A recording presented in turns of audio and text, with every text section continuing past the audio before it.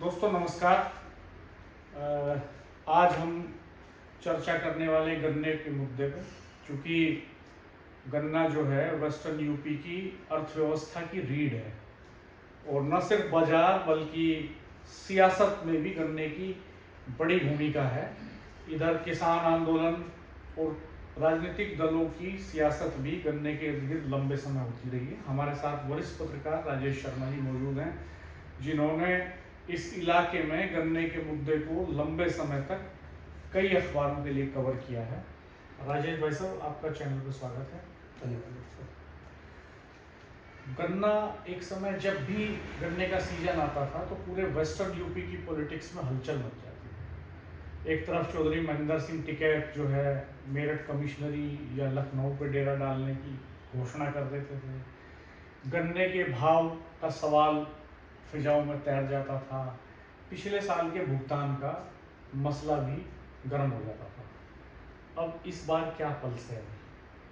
Doctor साहब, अभी आप देखो, वेस्ट यूपी के आप तमाम जिलों में देखो, इस समय तमाम जहां डिस्ट्रिक्ट मजिस्ट्रेट कार्यालय है वहां रोज किसानों का जमावड़ा इस समय लगा हुआ है।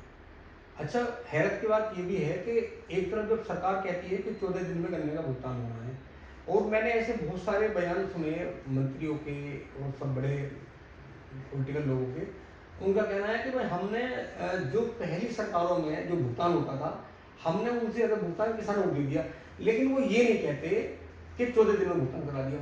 अब मलाल इस बात का है कि अब देखो नया पैराशत शुरू होने वाला है, और ऐसी पहले भी बहुत सारी सरकारें रही कि जब नया पैराशत शुरू होता था और जब किसान ये कहता था कि भाई गन्ने का रेट तो बढ़ाओ, फसल तैयार है, गन्ने शुगर मिल गन्ने का रेट बढ़ना चाहिए।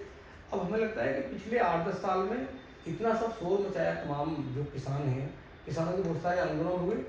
अब हमें लग रहा है कि गन्ने का रेट 10 रुपये बढ़ा है, और 10 रुपये से ज़्यादा तो लागत अब जो 10 साल पहले शुगर मिल में गन्ना डालने में किसान जाता था, जो उस समय चाय थी 10 रुपये की, वो 20 रुपये की होगी। तो 10 रुपये कुंटल का रेट बढ़ा और चाय का रेट बढ़ गया 10 रुपये पर चाय का। तो ये बड़ी असमंजस वाली स्थिति है कि किसान लगातार शोर मचा रहे हैं, और सरकार के बहुत सारे विधायक मंत्री कहते हैं कि हमने पहली सरकारों से ज़्यादा भुगतान दे दिया। भाई भुगतान की एक वजह डॉक्टर साहब ये भी है कि आगे उत्पादन तो बढ़ रहा है। जब किसान मेहनत कर रहा है, खाद बीज डाल रहा है, तो उत्पादन तो बढ़ेगा ही। जब उत्पादन बढ़ेगा तो भुगतान ज़्यादा भी आएगा। सवाल 14 दिन के भुगतान के कमिटमेंट का है, और सवाल इस बात का है कि जब नया पैसा शुरू हो गया तो क्यों सरकार और जुड़े हुए मंत्री या विभागीय अधिकारी ये क्यों नहीं कह रहे कि इस बार गन्ना रेट इतना बढ़ेगा? नहीं, ये तो सरकार ने जो है ना कई ऐसे काम किए हैं अनोखे जो पिछली सरकारों ने नहीं किए। दरअसल जो केन एक्ट था यूपी का, उसमें ये प्रोविजन था कि हर एक चीनी मिल को किसान से गन्ना खरीदने के 14 दिन के अंदर भुगतान करना होगा। अगर ऐसा नहीं करती चीनी मिल तो सरकार के पास ये राइट होगा कि वो उसकी संपत्ति जब्त करे, उसकी चीनी शीरा जब्त कर ले, अल्कोहल जब्त कर ले अगर डिस्टिलरी है तो, और उसको सेल करके मार्केट में उससे किसानों का भुगतान कर ले या टेक ओवर कर ले चीनी मिल को।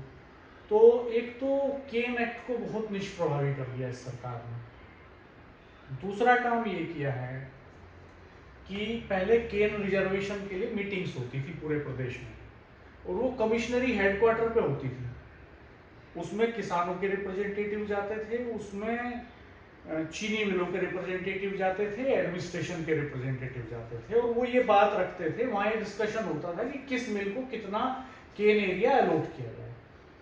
अब ये तो पिछली सरकारों ने खेल कर दिया था कि वो जो रिजर्वेशन की मीटिंग्स हैं वो कमिश्नरी वाइज बंद करके वो लखनऊ हेडक्वार्टर पे करनी शुरू कर दी थी, क्योंकि किसान दमदारी से कमिश्नरी हेडक्वार्टर पर जाकर अपनी बात रखते थे, सवाल उठाते थे। वो कहते थे कि भाई इस चीनी मिल ने पिछले साल का भुगतान नहीं दिया, हम नहीं चाहते इस चीनी मिल को गन्ना देना, हम चाहते हैं कि फला चीनी मिल का पेमेंट अच्छा है उसको दे दिया जाए। अब इसमें एक खेल ये था कि ये दरअसल मायावती सरकार से शुरू हुआ था ये खेल। मायावती सरकार और अखिलेश सरकार में एक प्रेशर ये बिल्डअप होता था निजी चीनी मिलों के ऊपर भुगतान का। तो जो सरकारी चीनी मिलें हैं, किसान चाहते थे सरकारी चीनी मिलों को उनके तोल केंद्र उनके यहाँ सरकारी मिलों पे लग जाएं, क्योंकि उनका पेमेंट अच्छा रहता था। 1-2 मिलें जैसे दोराला हो गई, इनका 1-2 मिलों का पेमेंट अच्छा रहता था। दोराला मवाना खतौली, हाँ। दोराला मवाना खतौली, तो इनकी तरफ जाते थे किसान या जाते थे सरकारी मिलों की तरफ। तो वो टंटाई खत्म कर दिया उन सरकारों ने। उन्होंने कहा केन रिजर्वेशन की मीटिंग अब लखनऊ में होगी, ना लखनऊ तक किसान आएगा और ना शोर शराबा होगा, बिल्कुल। तो जैसा चाहेंगे वैसा अलॉट कर देंगे। तो बाकायदा प्लानिंग के तहत सरकारी मिलों का आवंटन कम होता चला गया, सरकारी का प्राइवेट मिलों का बढ़ता चला गया और सरकारी का घटता चला गया रकबा। फिर दूसरा काम इस सरकार ने किया कि वो केन एक्ट को एकदम रद्दी की टोकरी में फेंक दिया, 14 दिन के भुगतान वाले मामले को। और नया खेल ये किया इस सरकार ने कि ये जोड़ के बताने लगे। ये किसी सरकार ने नहीं किया कि वो जोड़ के बताए गन्ने का पेमेंट। मान लो 100 किसान हैं पूरे प्रदेश में और 100 किसानों का 120 रुपए का गन्ना बिका, तो जाहिर सी बात है जब गन्ने का उत्पादन बढ़ रहा है, एरिया बढ़ रहा है और गन्ने का पेमेंट भी थोड़ा बहुत बढ़ रहा है, तो जाहिर सी बात है कि हर बार थोड़ा पैसा ज्यादा आएगा किसान के खाते में ओवरऑल टोटलिटी में। तो ये जोड़ के बताने लगे, जो किसी सरकार ने नहीं बताया कि हमने इतने 1000 करोड़ का भुगतान किसानों के खातों में डलवा दिया। अरे भाई वो आपने थोड़ी डलवा दिया, किसान का माल है, उसने पैदा किया, उसने चीनी मिल को बेचा, उसका पैसा उसके खाते में चला गया। आपने क्या कर दिया इसमें? आपका जो काम था कि आप 14 दिन में पैसा दिलवा दें, वो तो आप दिलवा नहीं पाए। आपका काम था कि आप गन्ने का भाव ज्यादा बढ़ा दें, वो आप बढ़ा नहीं पाए। आप जोड़ के हिसाब बता रहे हो कि हमने इतना पैसा दे दिया, जिसमें आपका कोई क्रेडिट नहीं है। उसमें तो किसानों का मेहनत लगी, उनका खून पसीना लगा। भाई रात में जब किसान गन्ना डालने मिल में जाता है तो मिल में कई बार बहुत ज्यादा भीड़ होती है। सारी रात ट्रैक्टर के साथ भैंस के साथ किसान को खेत में खड़ा होना पड़ता है। ये कोई नहीं देखता कि खेत खड़ा हुआ है। हाँ। आप देखिए कि उसमें सरकार का क्या क्रेडिट है? सरकार का काम, सरकार का रोल क्या है गन्ने के मामले में? गन्ना ही एकमात्र ऐसी फसल है जिसमें खरीद की व्यवस्था अलग है, बाकी में तो एमएसपी है। और गन्ने में खरीद की व्यवस्था ये है कि गन्ने का एक भाव एफआरपी केंद्र सरकार तय करती है। कांग्रेस सरकार के जमाने में जब सेंट्रल गवर्नमेंट में मनमोहन सिंह बैठे हुए थे, कांग्रेस सरकार थी, तो होता क्या था कि गन्ने का एक मिनिमम सपोर्ट प्राइस केंद्र सरकार डिक्लेयर करती थी पहले, उसके ऊपर अपना राज्य समर्थित मूल्य जो है प्रदेश सरकार तय करती थी। केंद्र सरकार ने 100 रुपए घोषित किया तो 10 रुपए राज्य सरकार बढ़ा के 110 कर देती थी। तो मनमोहन सिंह जी की सरकार ने राज्य सरकारों का ये अधिकार छीन लिया कि वो अपने स्तर से तय कर पाए रेट। 2009 की बात है। किसानों ने आंदोलन किया उस वक्त बड़ा, चौधरी महेंद्र सिंह टिकैत उस समय थे, अजीत सिंह जी उस समय थे, और बड़ा घेराव किया दिल्ली में संसद का। उस घेराव के बाद वो वापस ले लिया कानून सरकार ने, और यूपी को यह अधिकार मिल गया, यूपी समेत कई राज्यों को यह अधिकार मिल गया कि वो केंद्र सरकार के एफआरपी पे प्रदेश सरकार भी रेट डिक्लेयर कर सकती है। तो एफआरपी हमेशा कम रहता है, बिल्कुल, तो प्रदेश सरकार उसको बढ़ा के कुछ रेट दे देती है और उस सारे को जोड़ के सरकार अपने खाते में उपलब्धि दर्ज कर लेती है। पहले ये भी होता था कि केन डिपार्टमेंट की जो वेबसाइट है उस पे बकाया का आंकड़ा होता था पूरा, किस मिल पे कितना बकाया है, वो अब गायब है। वो सुरेश राणा जी के जमाने से गायब है। बकाया तो गायब होगा राणा जी, कितना भुगतान हमने पहली सरकार से ज्यादा दिया ये जरूर लिखा होगा, ये जरूर लिखा है। और वो सुरेश राणा जब गन्ना मंत्री थे उस वक्त उन्होंने ये परिपाटी लागू की थी कि वो वेबसाइट से हटवा दिया उन्होंने आंकड़ा, और हटने के बाद फिर जब एक तो वो हट गया, दूसरा जो प्रेस रिलीज मीडिया को जारी होती थी उस प्रेस रिलीज में भी ये दिया जाता था केवल कि आज इतनी चीनी मिलों ने इतना पैसा किसानों के खाते में भेज दिया। भाई ये भी तो बताओ कि टोटल परचेज कितने का करा और बाकी कितना रह गया, बिल्कुल बकाया गायब कर जाते थे। तो यही वजह है कि सुरेश राणा गन्ना मंत्री थे, चुनाव हार गए खुद ही। उस समय एक टीवी चैनल में एबीपी न्यूज के एक साथी अपने रक्षित उसमें रिपोर्टर थे, उन्होंने एक स्टोरी चलाई थी। वो घर चले गए सुरेश राणा जी के, और सुरेश राणा जी के घर जाके उनके भाई से, उनके पिताजी से पूछ लिया कि भाई कितना पैसा बकाया है। और सुरेश राणा जी लखनऊ में बैठ के क्लेम कर रहे थे हमने सब भुगतान करा दिया, और उनके भाई और पिताजी कह रहे थे हमारा इतना बकाया। उनकी पर्चियां दिखा दी उन्होंने टेलीविजन में, घंटी बजाओ करके कार्यक्रम था वो। तो घंटी बज गई सुरेश राणा जी की, उसी के चलते गन्ना पॉलिटिक्स के चलते। दरअसल है क्या राजेश भाई साहब कि गन्ने की जो पूरी सियासत है उसमें जो शुगर मिल लॉबी है उसका प्रदेश की सियासत में बड़ा रोल है, दखल है। अब हमारे पास तो इस बात के कोई एविडेंस नहीं है, लेकिन पब्लिक डोमेन में ये बात है, किसानों के बीच ये बात है। आप किसी आम किसान से पूछ लो जाके, वो कहता है चीनी मिलें तो राजनीतिक दलों को फंडिंग करती हैं इलेक्शन लड़ने के लिए और सत्ता पक्ष को ज्यादा करती हैं, इसलिए वो प्रेशर नहीं बनाता भुगतान का। अगर 1000 करोड़ रुपया किसानों का चीनी मिलों ने 6 महीने रोक लिया तो कितना इंपॉर्टेंट है। चीनी मिलें डाइवर्ट करती रहती हैं पैसे को।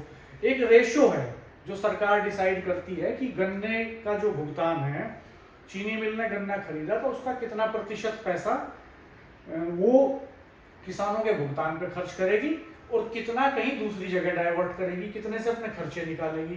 तो चीनी मिलें क्या करती हैं पूरे सीजन की, वो जो पैसा आता है टोटल उसको डाइवर्ट कर देती है। बिल्कुल बिल्कुल, क्योंकि जिन चीनी मिलों के जो मालिक हैं उनकी तो दूसरे धंधे भी हैं ना, तो वो गन्ने के जो पैसा गन्ने में भुगतान को देना चाहिए किसान को, दूसरी जगह डाइवर्ट करती रहती है। ये पूरा खेल है सब। डॉक्टर साहब एक बड़ी परंपरा ये शुरू होगी। हम और आप देखते थे जब पहले जो यूनियन थी, किसान यूनियन या किसानों को संगठन, जब गन्ने को लेकर या वो दूसरे इशू को लेकर धरने की बात करते थे कि आंदोलन होगा, तो उन्हें कोई कोई दल या पॉलिटिकल नेता बहुत ज़्यादा प्रेशर नहीं डालता था। अब एक क्या परंपरा शुरू होगी नहीं पिछले 5-6 सालों में, एक परंपरा के जब किसान नेता किसी मुद्दे पे, खासकर गन्ने के मुद्दे पे आते हैं मूवमेंट के लिए, तो क्या है कि सरकार से जुड़े हुए जितने भी जातीय नेता हैं उन्हें पीछे लगा देते हैं और उन्हें प्रताड़ित कराते हैं। बोले क्यों तुम सरकार के खिलाफ बैठे हो, तुम्हारा क्या मतलब है, तुम्हारा ये काम मैंने कराया, तुम्हारा ये काम मैंने कराया। मतलब जो किसान संगठन है जो सरकार पे दबाव बनाते थे उन्हें कमजोर करने का काम किया इसके टारगेट पे। इसके बावजूद भी अभी रिसेंटली पिछले हफ्ते 10 दिन के भीतर जो डेवलपमेंट हुए हैं उनमें शामली में लगातार किसानों का धरना चला, सत्ता पक्ष के कई विधायक मुसीबत में फंस गए। मेरे पास तो ये भी सूचना है कि कई जिलों के जिलाधिकारियों तक को टेलीफोन किए गए शीर्ष नेतृत्व की तरफ से कि वो ज्यादा प्रेशर नहीं बिल्डअप करें और वो इसको डाइल्यूट करें, इस मूवमेंट को खत्म कराएं और मिलों पे बहुत प्रेशर नहीं बनाएं। ये बात किसानों ने भी कही खुले तौर पे कि ऐसा किया जा रहा है। हमारे पास कोई एविडेंस नहीं है, लेकिन पब्लिक डोमेन में ये बात है। दूसरी बात ये है कि ये धरने इधर बागपत में हुआ, दहा के आस भडल गांव में, मेरठ कमिश्नरी पे धरना चला ही है अभी कई दिन तक। तो ऐसा इसके बावजूद फिर भी जगह जगह किसान प्रतिरोध तो कर ही रहे हैं, आंदोलन कर ही रहे हैं और ये एक मुद्दा है और वेस्टर्न यूपी में तो ये मुद्दा बना रहेगा क्योंकि कोल्हुओं में सस्ता बिकता है। डॉक्टर साहब आप ये बताओ, मेरी याद है मैं पिछले लगभग 7.5 साल की बात तो नहीं कर रहा, 7 साल की, मैं 7 साल से पहले की बात कर रहा हूँ, जब 14 दिन का वो जो एक्ट था कि अगर 14 दिन में गन्ने का भुगतान शुगर मिल नहीं करेगी तो उसके खिलाफ मुकदमा दर्ज होगा और या तो शुगर मिल के जीएम या उसके मालिक जेल जाएंगे। तो हमने जब बहुत सारे समाचार लिखे अब से 7 साल पहले, इस समाचार लिखे कि भुगतान ना होने पे मुकदमा दर्ज हुआ और जीएम को गिरफ्तार कर लिया।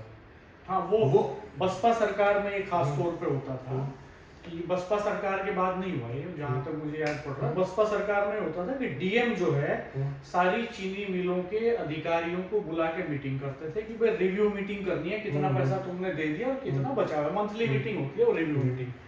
वो गन्ना विभाग के डिप्टी केन कमिश्नर अपने यहाँ करते हैं, फिर वो डीएम के यहाँ भी होती है और कमिश्नर के यहाँ भी होती है।